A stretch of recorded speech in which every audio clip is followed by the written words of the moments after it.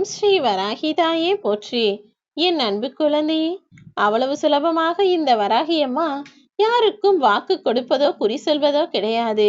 ஆனாலும் என் அன்பு பிள்ளையான நீ அமைதியாக, அப்பாவியாக, உலக விவரம் தெரியாத ஆளாக இந்த உலகில் கஷ்டங்களை அனுபவித்து வாழ்வதால் தான் உன்னிடம் சில விஷயங்களை சொல்ல வேண்டும் என காலையிலிருந்து காத்து கொண்டிருக்கிறேன் என் செல்லமே. ஒரு அம்மாவாக நான் இருந்து உனக்கான நல்லது செய்ய துடித்து கொண்டிருப்பதால் என்னுடைய அன்பினை முழுவதுமாக உணர்ந்து கொண்டு நான் சொல்வதையும் முழுவதுமாக கேட்டு விட்டு போ. இங்கு அமைதியாக இருப்பவர்கள் யாரும் விவரம் தெரியாதவர்கள் கிடையாது. அவர்களுக்கு நன்றாக தெரியும். பொறுத்து போனால் நாம் தாழ்ந்து போக மாட்டோம். ஆனால் அவசரமாக மற்றவர்கள் பேசுவதை மனதில் கொண்டு வார்த்தைகளை விட்டுவிட்டால் நமக்குள் இருக்கக்கூடிய உறவுகள் முறிந்துவிடும் என்றுதான் பல பேர் தவறை தட்டி கேட்காமல் அனுசரித்து போகிறார்கள். என் அன்பு பிள்ளையே, உன்னை சுற்றியும் அப்படி ஒரு சிலர் இருக்கத்தான் செய்கிறார்கள். உனக்காக விட்டு கொடுத்து அனுசரித்து போகக்கூடிய அந்த நல்ல குணம் கொண்ட மனிதர்களிடம் நீயும் சந்தோஷமாக அன்பை கொடு. குறையே இல்லாத மனிதர்கள் இந்த உலகில் யாருமே இல்லை என் செல்லமே. எல்லா மனிதர்களிடமும் நன்மையும் நல்ல குணங்களும் கெட்டதும் தீய குணங்களும் நிறைய இருக்கிறது. குறையே இல்லாத வாழ்க்கையை நீயும் தேடிக்கொண்டே இருக்காதே.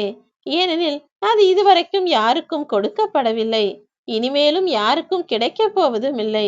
எல்லா மனிதர்களுக்கும் இன்பமும் துன்பமும் நல்லதும் கெட்டதும் நடக்கத்தான் செய்யும். யாராலுமே இங்கு நிம்மதியாக வாழ்கிறேன் என சொல்லிவிட முடியாது என் செல்லமே. ஏனெனில் அப்படிப்பட்ட நிம்மதியான வாழ்க்கையை அவ்வளவு சுலபமாக யாருக்கும் வாழ்க்கை கொடுத்து விடுவது கிடையாது. இப்போது புரிகிறதா?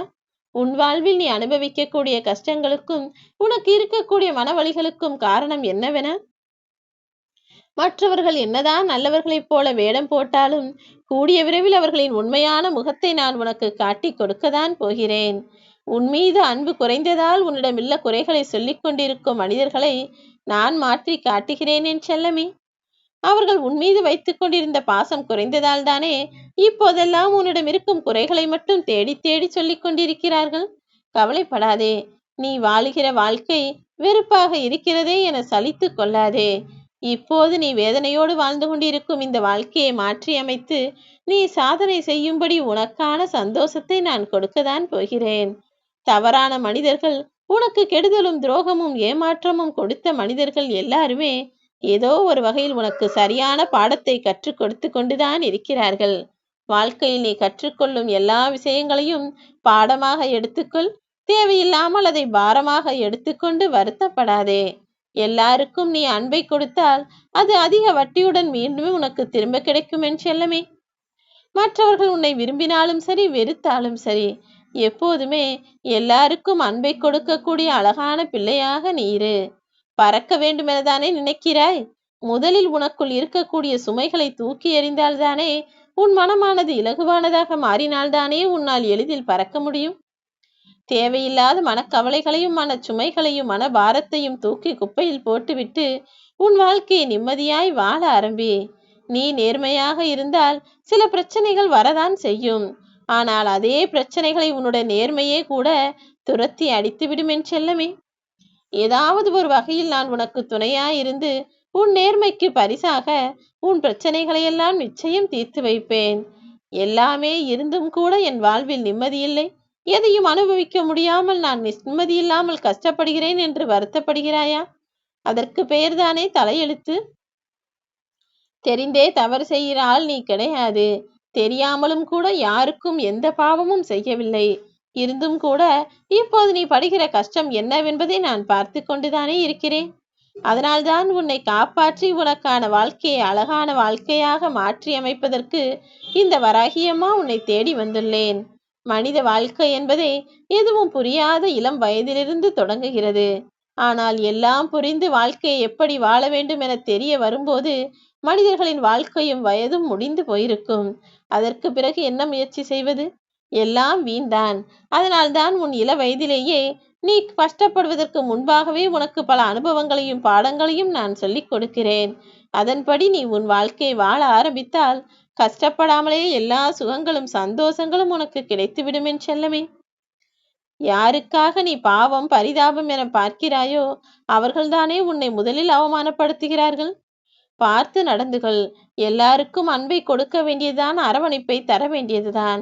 ஆனால் யாரையும் முழுவதுமாக நம்பிவிடாதே. யாருக்காகவும் ஐயோ பாவம் என நினைத்து உனக்கு இல்லாமல் கூட அவர்களுக்கு எதையும் கொடுத்துவிட யோசிக்க வேண்டாம். உனக்கு கிடைக்கப் போவது அன்பாக இருந்தால் நீ கொடுக்கக்கூடியதும் பல மடங்கு அன்பாக இருக்கட்டும் என் செல்லமே.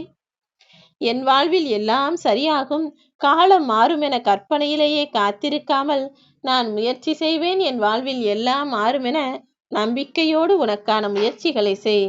ஏனெனில் முயற்சி என்ற ஒன்று இல்லாமல் இங்கு எதுவுமே மாறப்போவதில்லை.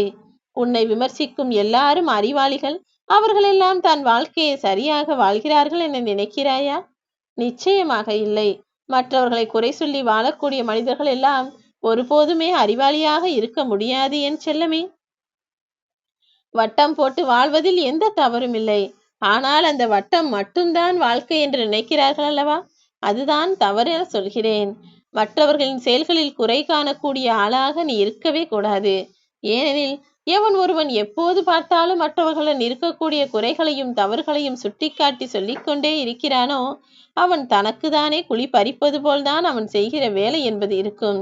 ஒருபோதும் மற்றவர்களின் நிறைகளை பார்க்காவிட்டாலும் பரவாயில்லை, குறைகளை மட்டுமே பார்த்து பார்த்து அவர்களை குற்றம் சொல்ல வேண்டாம் என் செல்லமே. குறை இல்லாதவன் மனிதனே கிடையாது. ஆனால் அதை குறைக்க தெரியாமல் சரி செய்ய தெரியாமல் இருக்கிறான் அல்லவா, அவன்தான் மனித ஜென்மத்திற்கு சரியில்லாதவன். மனிதர்கள் என்றால் குற்றம் குறை கொண்டவர்கள்தான். ஆனால் எல்லாருமே ஏதாவது ஒரு கட்டத்தில் தன் தவறை புரிந்து கொண்டு அதை சரி செய்ய முயற்சி செய்ய வேண்டும். இரக்கத்தை அதிகமாக கொண்டிருக்கும் உன்னை மற்றவர்கள் ஏமாளி என சொல்வதற்கு முன்பாகவே கொஞ்சம் விழிப்புணர்வோடு இருந்து கொள். உறக்கமும் சரி இரக்கமும் சரி அளவோடு இருந்தால்தானே மதிப்பு. உறக்கம் அதிகமானால் சோம்பேறி என்று சொல்வார்கள், இரக்கம் அதிகமானால் ஏமாளி என்று சொல்லி விடுவார்கள். பார்த்து நடந்து கொள். எக்காலத்திலும் யாரும் உன்னை ஏமாற்றாத அளவிற்கு உன் செயல்களையும் நீ சரியாய் சிறப்பாய் அமைத்துக்கொள் என் செல்லமே. என் அன்பு பிள்ளையான உனக்காக எல்லா விதத்திலும் இந்த வராகி அம்மா நான் துணை நிற்கத்தான் போகிறேன். இப்போது எதற்காக உன்னை தேடி வந்து வாக்கு கொடுக்க வந்தேன் என அறிவாயா? நீ இத்தனை நாட்களாக நல்லது நடக்க வேண்டும் என காத்து கொண்டே இருந்தாய். ஆனால் உனக்கான விஷயங்கள் தள்ளி போயும் தாமதமாகிக் கொண்டே இருந்ததல்லவா?